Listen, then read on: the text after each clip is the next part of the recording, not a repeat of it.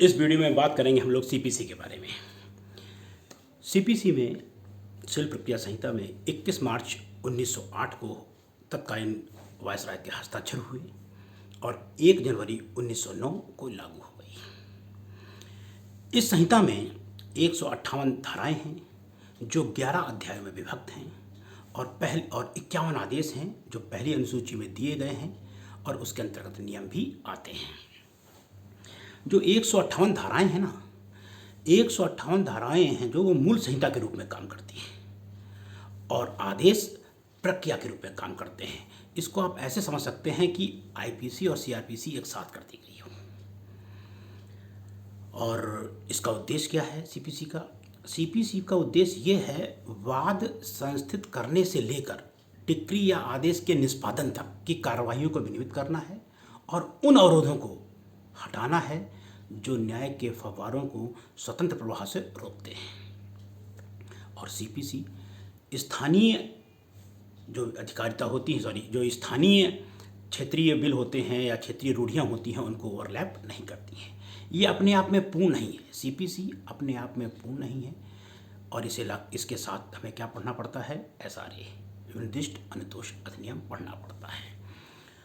और सीपीसी का प्रवर्तन भूतलक्षी नहीं है।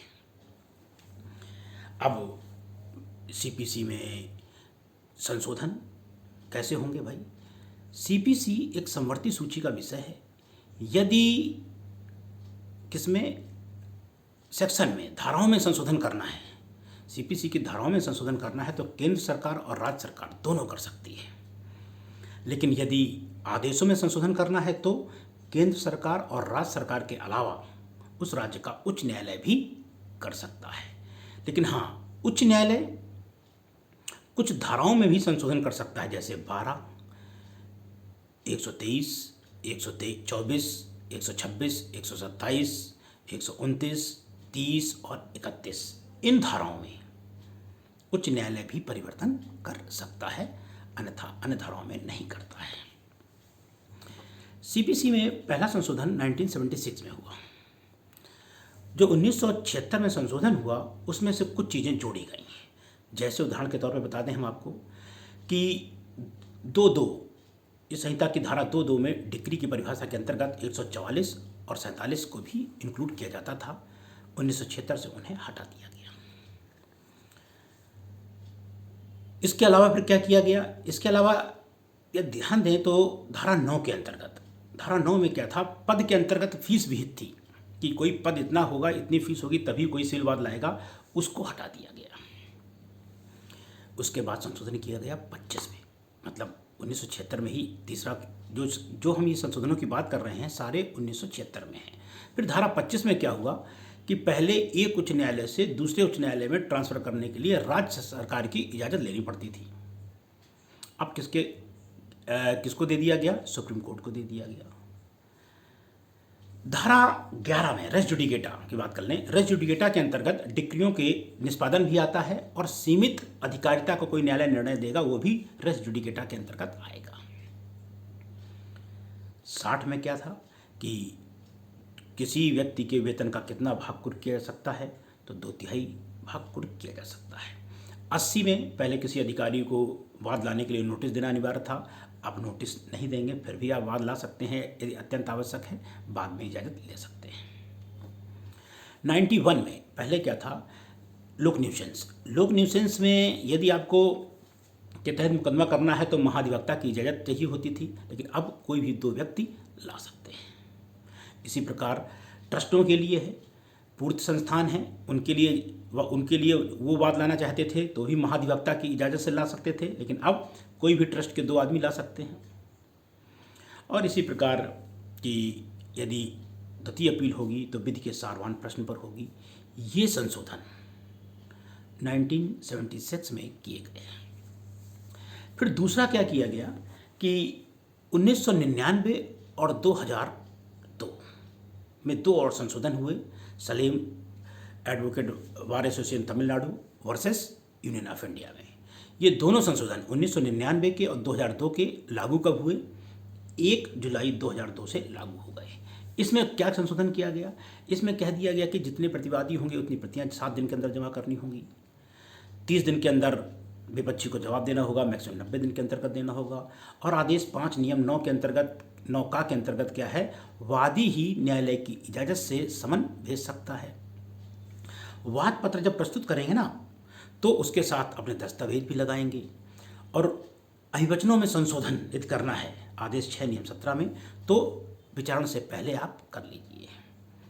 आदेश 14 नियम 5 विवादकों में जो विवादक तय हो जाते हैं उसमें भी संशोधन किया जा सकता है। और इन्होंने कह दिया कि भाई 89 धारा जो है मध्यस्थता जोड़ी गई। अब आप लिखित या मौखिक बहस कर सकते हैं, ये दे दी गई। और जब गवाह अपने साक्ष्य देंगे तो शपथ पत्र पर देंगे, और पुनः परीक्षा जब होगी तो न्यायालय या कमिश्नर उसे लिखित करेगा। और 25,000 रुपये से यदि कम का मामला है तो दूसरी अपील नहीं होगी। इस तरह के संशोधन 1999 और 2002 वाले संशोधनों में किए गए। एक में क्या दिया है? सेक्शन 1 में संक्षिप्त नाम और विस्तार कहाँ लागू है, तो आज की तारीख में पूरे भारत में लागू है, नागालैंड के कुछ क्षेत्रों को छोड़कर। पहले जम्मू कश्मीर भी था, उसे हटा दिया गया। और 2 में क्या है? 2 में परिभाषा है, 20 परिभाषा हैं। पहले मैं 20 के नाम बताऊंगा और फिर उसके अंदर क्या क्या हमें पढ़ना है वो बताएंगे। एक में तो कोड हो गया, दूसरे में डिक्री। डिक्री परिभाषा क्या है ध्यान रखिएगा। डिक्री लोग बहुत सुनते हैं, परिभाषा याद नहीं कर पाते हैं या ध्यान भी नहीं रख पाते हैं। डिक्री किसी वाद में विवादित सभी या किन्हीं विषयों के संबंध में पक्षकारों के अधिकारों का न्यायालय द्वारा निश्चायक रूप से न्याय निर्णयन की औपचारिक अभिव्यक्ति होती है। यह प्राथमिक और अंतिम हो सकती है। इसमें चर्चा हम लोग करेंगे। 2:1 में तो कोड हो गया, 2:2 में डिक्री, 2:3 में डिक्रीदार, 4 में जिला, 5 में विदेशी न्यायालय, फिर विदेशी निर्णय, फिर सरकारी प्लीडर, ये 7 तक हो गया आपका। 8 में न्यायाधीश, निर्णय, निर्णित 8, 9, 10। 11 में विधिक प्रतिनिधि। विधिक प्रतिनिधि क्या होता है भाई? विधिक प्रतिनिधि वह व्यक्ति होता है जो मृत व्यक्ति की संपदा में विधिक प्रतिनिधित्व रखता है या मृत व्यक्ति की संपदा में दखलंदाजी करता है। जहां वह पक्षकार जिस पर विधिक प्रतिनिधि के रूप में वाद लाता है या लाया जाता है, और वहां वह भी व्यक्ति जिसे मरने के बाद संपदा न्यासगत होगी, वो विधिक प्रतिनिधि के अंतर्गत आता है। ठीक। फिर 11 में क्या है? ये 11 हो गया, 10 तक हो गया था। 11 ये 12 में अंतःकालीन लाभ। अंतःकालीन लाभ में क्या चीज हो गई भाई? अंतःकालीन लाभ से ऐसे लाभों पर ब्याज सहित हुए लाभ अप्रेत हैं जिसने जो सदोष कब्जा रखने वाले व्यक्ति द्वारा मामूली तत्परता से प्राप्त कर सकता था या प्राप्त किए हों, लेकिन उसके अंतर्गत की गई अभिवृद्धियां शामिल नहीं है। फिर जंगम संपत्ति आ गया। फिर आदेश से क्या है? सिविल न्यायालय के विनिश्चय की प्रारूपिक अभिव्यक्ति अभिप्रेत है। आदेश में क्या है? सिविल न्यायालय के विनिश्चय की प्रारूपिक अभिव्यक्ति अभिप्रेत है। Order means the formal expression of any decision of a civil court which is not decree. फिर सरकारी प्लीडर हो गया। और 17 में विहित के बाद सरकारी प्लीडर के बाद 17 में क्या है? लोक अधिकारी। अब लोक अधिकारी कौन है? लोक अधिकारी में आप किसको ले सकते हैं? न्यायाधीश हो गया, भारतीय सेवा कोई सदस्य हो गया, नौसेना का सदस्य हो गया, कोई जिसके आदेश पे कोई आदमी पकड़ के न्यायालय में अपराधी को लाता है या उसको परिरोध करता है या कोई संपत्ति रखता है। ये 17 में लोक अधिकारी के बारे में हो गया। 18 में नियम, 19 में निगमंश और संक्षिप्त शब्दावली के अतिरिक्त है, ये 20 में है। ये 20 के बारे में तक बात है, मतलब 2 में 20 हैं, वो एक एक करके आप नंबर से याद कर सकते हैं। अब यहीं पे हम बात कर लें डिक्री के बारे में, फिर से करते हैं। डिक्री के में हमने क्या कहा? डिक्री किसी वाद में विवादित सभी या किन्हीं विषयों के संबंध में पक्षकारों के अधिकारों का न्यायालय द्वारा निश्चायक रूप से न्याय निर्णयन की औपचारिक अभिव्यक्ति होती है। यह प्राथमिक और अंतिम हो सकती है। किसी वाद में निर्णय न्यायालय में न्याय निर्णय होना चाहिए, पक्षकारों की अभिव्यक्ति होनी चाहिए और प्राथमिक और अंतिम हो सकती है। देखिए, हर वाद में प्राथमिक और अंतिम डिक्री नहीं दी जाती है। प्राथमिक डिक्री का मतलब है कि जो डिक्री दी गई है उसके आगे और कुछ किया जाना बाकी है। अंतिम डिक्री अंतिम होती है। लेकिन ध्यान रखिए यहाँ पे 97 क्या कहती है, यदि प्रारंभिक डिक्री पारित की गई है और उसकी अपील नहीं की गई है, प्रारंभिक डिक्री पारित की गई है और उसकी अपील नहीं की गई है, और फिर अंतिम डिक्री पारित हो गई है, उसकी अपील की गई है, तो प्रारंभिक डिक्री में जो डिसीजन दिया गया था उसकी वैधता पर अपील में कोई प्रश्न चिन्ह न लगाया जाएगा और ना ही उसे सुना जाएगा। देखिए, अंतिम डिक्री प्रारंभिक डिक्री पर निर्भर करती है, लेकिन प्रारंभिक डिक्री अंतिम डिक्री पर निर्भर नहीं करती है। अंतिम डिक्री, ये शब्दावली है, ध्यान रखिए, अंतिम डिक्री प्रारंभिक डिक्री पर निर्भर करती है और प्रारंभिक डिक्री अंतिम डिक्री पर निर्भर नहीं करती है। अब डिक्री अंशतः प्रारंभिक हो सकती है, अंशतः अंतिम हो सकती है, ये भी प्रश्न आता है। अंशतः प्रारंभिक और अंशतः अंतिम कैसे होती है? एक वाद आया जिसमें कब्जे के लिए और अंतःकालीन लाभ के लिए आया गया, उसमें डिक्री दे दी गई हमारे पक्ष में, कब्जे के लिए तो अंतिम हो गई, लेकिन अंतःकालीन लाभ हम ज़्यादा मांग रहे हैं, वो कम कह रहा है, उसका भी निर्णय बाकी होना है, तो वो बाद में हो जाएगा। तो अंशतः प्रारंभिक और अंशतः अंतिम हो सकती है। फिर आते हैं डीम्ड डिक्री। डीम्ड डिक्री क्या है? डीम्ड डिक्री, ध्यान रखिए, जब दो दो का उदाहरण नहीं करती है और डिक्री नहीं होती है, फिर भी हम लोग कतिपय अर्थों में मानते हैं कि डिक्री है। जैसे वाद का खारिज किया जाना, 144 धारा 144 के अंतर्गत अवधारण, आदेश 21 नियम 58 के अंतर्गत न्याय निर्णय, या आदेश 21 नियम 98 और 100 के अंतर्गत न्याय निर्णय, ये डीम्ड डिक्री के अंतर्गत आते हैं। अब एक प्रश्न और आता है, डिक्री और आदेश में अंतर।